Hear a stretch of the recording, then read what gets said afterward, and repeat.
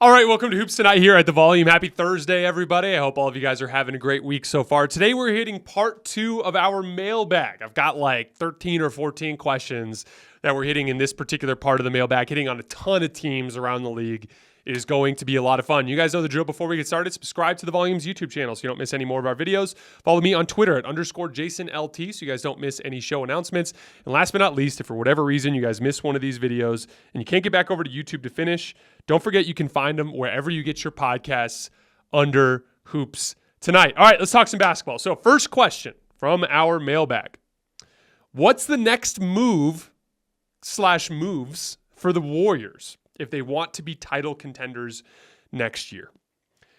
I think all they need is reliable athleticism in the front court, reliable two-way athleticism that doesn't hurt them on either end of the floor in the front court. That was the problem with using the Jordan Poole contract to bring back Chris Paul. It puts them in the predicament where they're going to have to rely on the veteran minimum market, which is just really hard. They have had some hits in the past. Obviously, the year they won the title, they hit on Otto Porter Jr., they hit on Gary Payton II, they hit on Nemanja Bjelica. They have hit on those picks before, but it's relatively uncommon. That's a dangerous route to go. Honestly, when you look at the veteran minimum market, especially in the front court for athleticism, they might be better off just giving a ton of reps to Moses Moody and Jonathan Kuminga and just praying that those dudes are ready in time for April. But when I look at the roster, you've got really good shot creation in Steph Curry. You've got really good backup shot creation in Chris Paul. Klay Thompson even demonstrated a lot of half-court shot creation last year. You've got a ton of shooting on the perimeter and in the backcourt. Draymond Green obviously is a great defensive fulcrum. Kevon Looney's a great fit. Andrew Wiggins was the second best player on the title team. Everything I like about the roster except for a little bit of depth and athleticism in the front court, and they're going to have to find it in the veteran minimum market. So it's going to be interesting to see. All right, our next question. Is Giannis versus Jokic the next Magic versus Bird? So I don't think so from the standpoint of a rivalry that spans over the course of a decade. I do think it's more like Shaq versus Duncan, though, because it makes more sense to me positionally. Because Magic and Bird had a lot of similarities. They were these big forwards that were outstanding passers and outstanding leaders. They had differences in their demeanor, but for the most part, they were kind of similar players. Obviously, Bird was a little bit more of a scorer, but you get the point. They were a little bit more in the same archetype. The Giannis versus Jokic thing could not be more different, and that's why I said Shaq versus Duncan. They're completely different types of athletes. They dominate games in completely different ways, but any given season, one would rise to the top. Obviously, Shaq won 4 of them. Duncan won 5 of them. But it was intermittent. It kind of depended on who had the better team that particular season. That's the rivalry that I think makes the most sense for a Giannis versus Jokic comp. Next question. This is from Zay. Top 5 most skilled players in the NBA. This is a question we've heard all the time. And too many times people, kind of mix up this particular question with who are the top 5 players in the NBA, and that's not the way I look at it. Also, what do you quick count as basketball skill? That's completely subjective and different depending on who you ask. For me, I'm referring to basketball skill strictly as stuff that you work on in the gym, like your skill set, your touch, your handle, your jumper, your footwork, your all of the elements that are directly related to your hand-eye coordination and your ability to make plays on a basketball court. Obviously not the same as the top 5 players in the league. But I have Steph Curry, Devin Booker. That was a tough one for me, but I went for Devin Booker. I think he's probably the most skilled 2-guard in the league. Kyrie Irving. I think he's probably the most skilled player in the league when you take away all of the other elements of the game and you just strictly look at the combination of handling, shooting, footwork, different moves and counter moves. I think Kyrie's probably the most skilled player in the league, but I don't think Kyrie's a top 15 player in the league. So again, don't take that the wrong way. Nikola Jokic, I think it's just freaking ridiculous how well he shot from 3 in that postseason run, how well he shot on floaters and hook shots. His combination of footwork and touch at his position is by far the best in the league. And then my 5th, I went with Damian Lillard. Arguably one of the very best pull-up three-point shooters in the league. His combination of handling and pull-up jump shooting is amazing. His issues are all elsewhere, not related to his skill set. But Steph, Devin Booker, Kyrie Irving, Nikola Jokic, and Damian Lillard are my top 5 most skilled players in the NBA. Next question. This is from Brendan. Are you a fan of any other major sports? Which teams do you follow and support? So I am a big NFL fan like everyone else. I'm a big fan of the Dallas Cowboys. I know that sounds crazy next to the Lakers, but you got to remember, I'm not just like a fan of big teams. There's reasons for it. I'm a fan of the Lakers because I grew up in a town that had no NBA team. And so I rooted for LeBron James growing up because he was my favorite player when I was a kid. So I have kind of like a emotional, nostalgic attachment to LeBron James that causes me to root for the Lakers. When LeBron James retires, I genuinely don't think I'll have a real rooting interest around the league. I'll have players that I like, players that I dislike, teams and programs that I like, teams and programs that I dislike, but none of them to the same extent that I do with the Lakers. And so for those of you guys who are constantly complaining in our comments about me being a Lakers fan, probably only have 1 or 2 more years like that before that's not an issue anymore. The Dallas Cowboys, though, my entire family is from the Dallas-Fort Worth area. So my mom was from Cedar Rapids, Iowa. My dad was from Detroit, Michigan. Both of their families moved down to Dallas. That's where my parents met, and then my parents moved to Tucson. But all of their siblings live in the Dallas-Fort Worth area. All my grandparents live in that area. That it was a big tradition for me as a kid. Every time we went to Texas, we're watching Cowboys games. My brother was born in Texas. He's a diehard Cowboys fan. I was born shortly after my parents moved to Tucson. So I've always been a big Cowboys fan, although that's been a torturous experience. Always was a big Arizona Diamondbacks fan. Haven't followed baseball very closely ever since I started doing this for a living just because I don't have the time. But when I was a kid, every single day we'd come home and we'd just turn on the D-backs game and we just watch it. So I always was a big D-backs fan. They did a much better job marketing to Tucson than the Suns did. They would do spring training games down here in Tucson. Their minor league team was down here in Tucson for a while, the Tucson Sidewinders. They just did a much better job marketing to Tucson, and so they have a large fan base here.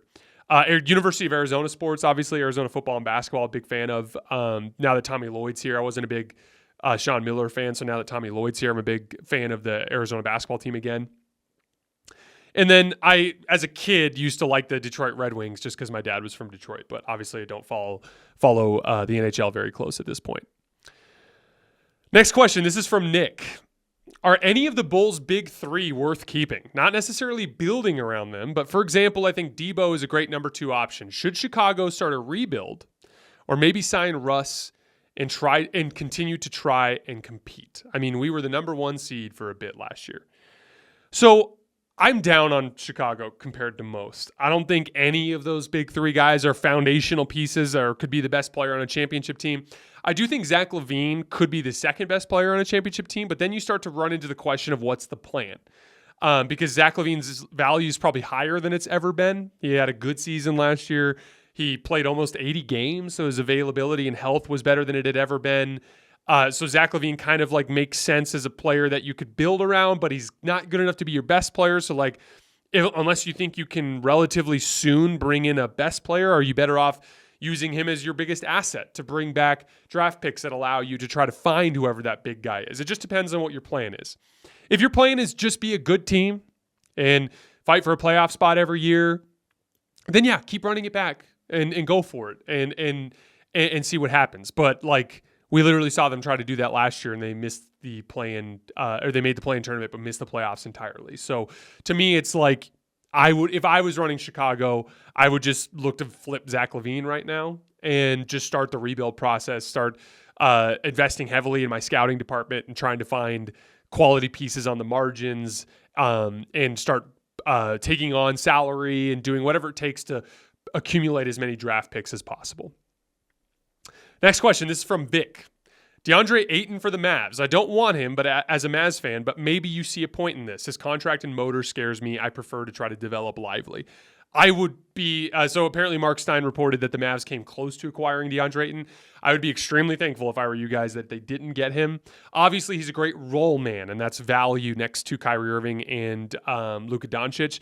But I specifically think on a Kyrie Irving and Luka Doncic team, you need motor in the front court, and that is literally DeAndre Ayton's biggest weakness. He is not going to play hard consistently, and you desperately need that from that position. Derek Lively, from what I noticed on tape when I scouted him last week, was a very high motor player. And so I would just invest in him and just pray he becomes kind of like a Nick Claxton type of player to give you a better chance to compete defensively. Next question, Rohan. Would you rather start your franchise with Shai Gilgeous-Alexander or Anthony Edwards? I think Shai Gilgeous-Alexander. Anthony Edwards is going to be really damn good. You guys know how I feel about him. I view him as guard LeBron. I think he applies real rim pressure. He's a pain in the ass to guard in the playoffs. But I also think Anthony Edwards is an outstanding point of attack defender. But Shai Gilgeous-Alexander, I think, of all the North American players, so counting Jason Tatum and Anthony Davis, Anthony Edwards, all those guys that are in the younger echelon, like that are not, LeBron, Steph, KD. I think Shai Gilgeous-Alexander is the best half-court surgeon in that group.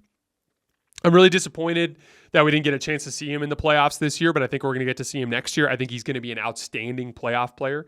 You got to see a little bit in the play-in tournament game against the Pelicans, just how capable he is of creating his own shot in high-stress situations. He's got the physical tools to be an impact defensive player. He's got the demeanor to be an excellent leader, and he's got the talent in Oklahoma City to consistently contend for championships. I think Shai Gilgeous-Alexander is the best North American young franchise player in the league right now. Our next question from Goncalo.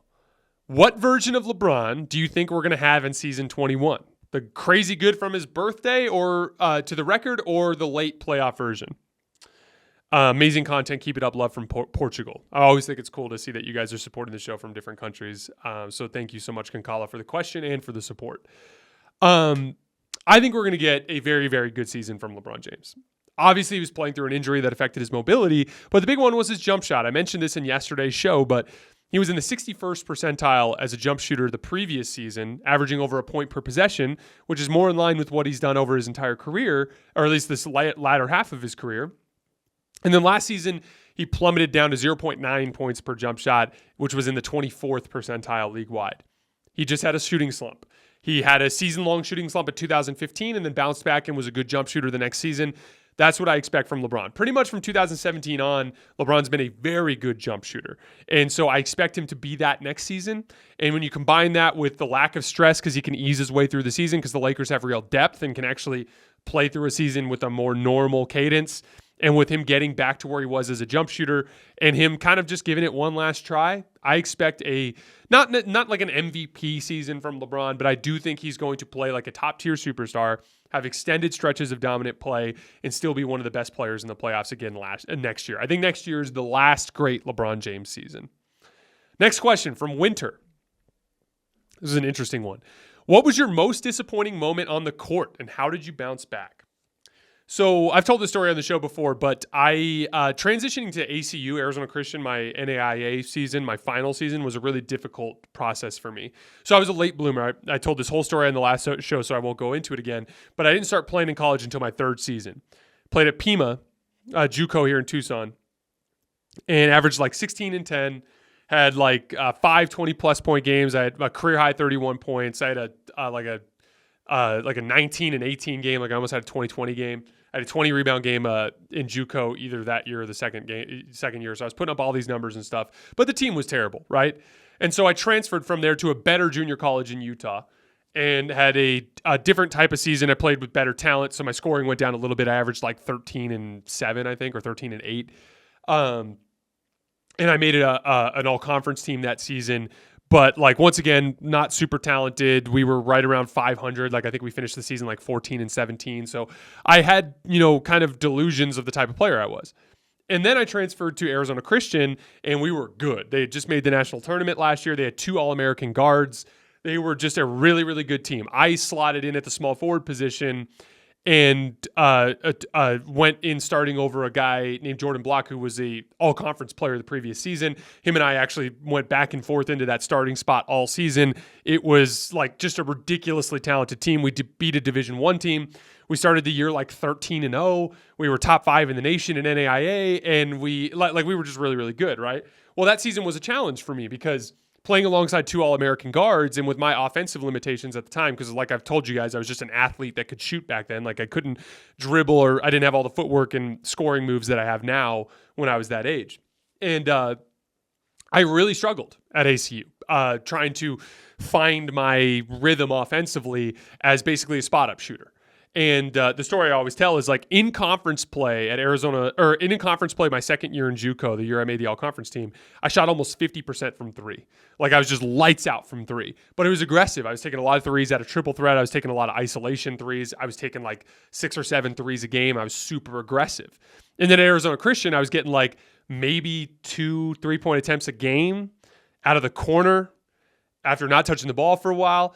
And I had such a bad shooting slump in the first half of the season in non-conference play. At one point, over the course of a week, I missed 22 consecutive threes. And it really got in my head. I was struggling with it mightily. I was talking with some of the older guys on my team about advice. I was talking to the coach constantly. And it helped in a lot of different ways. And this is the best advice I can give to basketball players, because if you play in college and you're not just a bona fide superstar, you're inevitably at some point going to run into this type of circumstance where you're playing in a role that is smaller than what you think you're capable of, but it's a product of the talent on the team and you have to find a way to contribute somehow. In those situations, communicate with your coach and find out how to stay in the lineup, because you have to stay on the court to shoot through a shooting slump, right?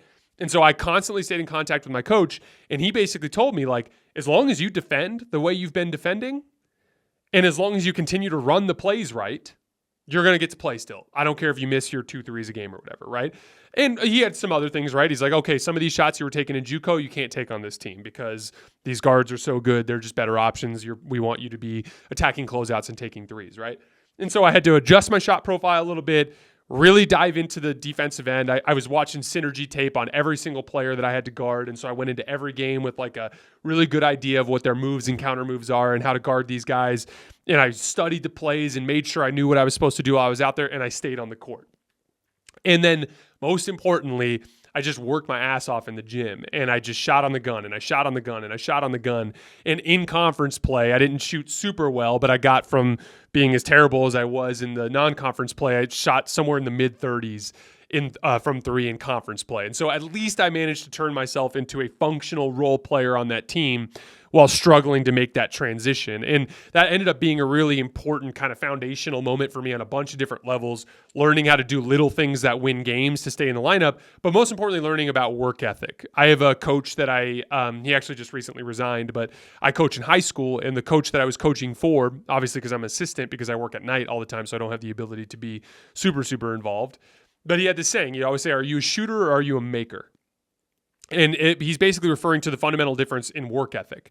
Like a lot of guys take shots, but the guys that are making shots, they're usually workers at another level above what you would think. And that was a lesson I didn't really learn until that particular season. And so I've obviously, like, I had to learn the hard way that, like, to be a really, really good shooter, a maker, a guy that's going to consistently knock down shots, I had to take my work ethic to another level. And so it's funny because it's a lot of stuff that is stuck for me. I am 10 times the shooter now that I was in college. And a big part of that is I just, like, every Monday and Friday when I go coach the kids, when I'm done in the morning, when they're in the locker room getting cleaned up, I sit on the gun and I shoot 350 shots every single Monday and Friday. Every single time I go play pickup, I get there 30 minutes before. All the local kids in Tucson know this. They come in the gym and they see me on the court doing my shooting workout every single day. There's a ball handling drill I do, a pull-up jump shooting drill I do, a post jump shooting drill I do, and then I mix in other stuff. I do it every single day. And I play at least 6 or 7 days a week. I don't take time off. And as a result, I've been able to become a better shooter. But that was work ethic that I didn't understand when I was in college. And so especially if you're playing in college and you want some advice with drills and things, just shoot me direct messages on Twitter and I'll give you guys a couple things that you can work on. But whatever you think you're doing, however hard you think you're working, it's not hard enough. You need to push it up to that next level. And it took me having a really, really bad shooting slump in NAIA basketball for me to learn that lesson. A couple interesting ones here. We have 3 questions left. This is from Carl. What exactly is basketball IQ? Super interesting question. Obviously, it's kind of an abstract concept. But the best way that I could describe it to you is a lot of basketball is reactionary. It's like you don't really have much of an opportunity to think. It's not like you catch the ball on the wing And then you sit there and you look and you wait to see where the help defense is. And then you kind of look and see what your defender's doing. And then you call for the screen and then you wait. And then like you come off the screen and then pause again and you look and you look. No, that's not what happens. It's all happening in fractions of a second that you're making these decisions. And so some people really struggle with making quick decisions on a basketball court based on what's happening around them. And some people are great at it. A lot of times when you see guys that are bad decision makers, it's not that they're seeing a good decision and a bad decision and they're making the bad decision. It's that they're not seeing anything. They're not reacting. They're just doing shit. And a lot of times they're actually predestinating what they're, that's probably the wrong word, but they're like pre-selecting what they're going to do. And they're coming off the screen and they're like, I'm shooting a pull-up jump shot. And they just come off and they shoot because they're not actually coming off and making a read. They're just coming off and shooting. Really high IQ basketball players not only have a good understanding of the game, but they're very reactive. They're good at quickly making decisions. That's why I've always been a big fan of Austin Reeves and something that I identified early in his time with the Lakers last year, even when he wasn't putting up great numbers. He just was so good on the catch, getting into the lane and making that right next pass, attacking the closeout. It just happens instantaneously for him. It's instinctual. And like, I guarantee you, if you ask these NBA players, like, oh, like, what do you credit for your ability to make plays off the dribble, like passing ability? Most of them, they're not going to be like, oh, I practice passing really hard. No, it's like a natural ability. You just have it. You can practice it and you can improve through reps on the court your ability to make those reads, but there's a huge natural ability element to that when it comes to just reaction time. And that, I think, is one of the biggest elements of basketball IQ. Next one, who's going to be the Sacramento Kings in the East next season? This was an interesting question. Ryan Brumley, our producer, pitched the Indiana Pacers, which I thought was really interesting. Really good guard play. No reason not to go for it. A legit rim protector.